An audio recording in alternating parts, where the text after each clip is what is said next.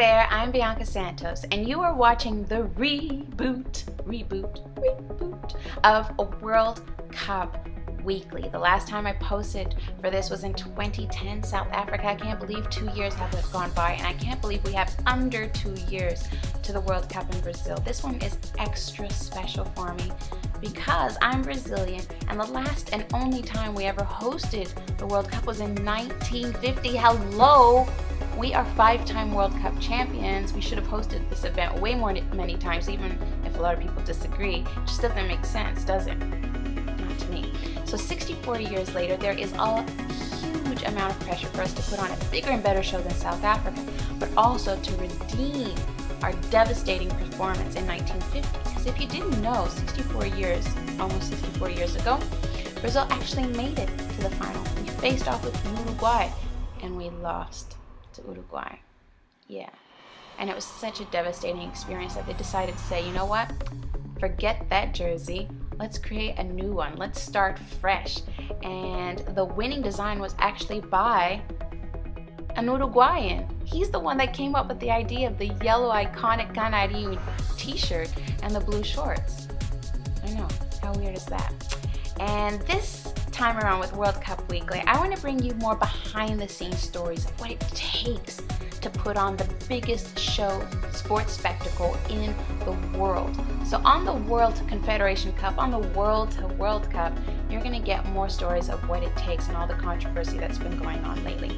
Not so controversial is the announcement of the host cities for Confederation Cup. For the first time ever, you're going to get 6.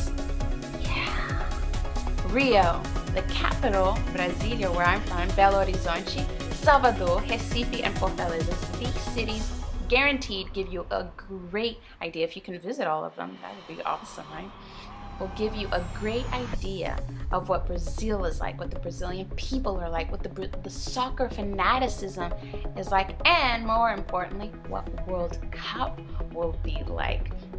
The tickets are pretty reasonable. They range from $25 to $220, but I'm telling you right now that the problem isn't so much the price, will be if you can get your hands on the tickets, because that's been the huge fiasco lately with these huge sporting events. In South Africa, they had all the tickets to be sold online, but people were like, hello, we don't even have online access like they do around the world, and credit cards and all that stuff. And then with the London Olympics, you had all of these empty seats because all the corporations, all the sponsors bought them, but didn't let people, or the people that were supposed to show up didn't. And I think the same thing is going to happen at this Confederation Cup and World Cup Brazil. They say it won't, but it will be. And so I think that'll be the catch, if you can actually get your hands on the ticket. I hope I do. I hope you do. Let me know. If you have an inside source, let me know. And the other major World Cup news is the idea of privatizing Maracana. Just even saying that is like blasphemy. Maracana has been a public Carioca icon since its inception.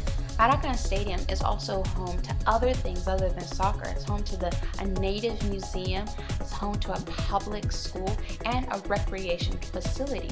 So the idea of privatizing it means that all of those other things are going to be wiped out. And the people that actually use those other things came out in hundreds to protest the single and sort of hush-hush public meeting, which was really just a legality to say, you know what, we had a public forum where people could voice their opinion, and everyone said it was okay. Well, no. Hundreds came out to say it's not okay, it shouldn't be privatized, and that this whole thing should have been more transparent, that this meeting should actually mean something, that our dissent should mean that you're not going to go ahead with it. Well, that's not how it works. It actually just highlights the level of corruption in Brazil when it comes to politics, when it comes to soccer. So, will it be privatized? We'll see. I mean, the guy behind buying it is Ike Batista, who's probably Brazil's richest guy, one of the richest people in the world. So he has a lot of moolah to bribe a lot of people, which is what happens in Brazil.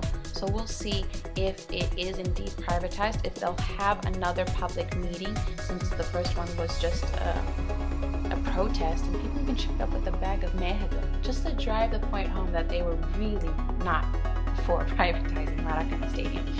So those are some of the major headlines in the past week. Tune in every week for a wrap-up of what I think, anyway, are some of the major headlines. You can follow me on Twitter, but more importantly, I would love for you to join me on Facebook. I find that Facebook we can really get to know each other and share our opinions on things. So the links are below. And I look forward to seeing you there and hearing your opinion. And actually tonight, tune in. Hi! Brazil faces off with Colombia at the MetLife Stadium in New Jersey at 8:30 p.m. I'm calling a draw. Brazil, if you've been checking the FIFA Coca-Cola ratings, has been below the top 10 for some time. They actually hit 14th, which is their lowest ever. Right now they're at 13th. Look-de-doo, one space up. I haven't been a big fan of this team. More on that later, but I'm calling a draw, and I hope to see you next week. Thanks for watching. This is the reboot for the 2014 FIFA World Cup in Brazil. World Cup reboot. I'm so excited. Ciao.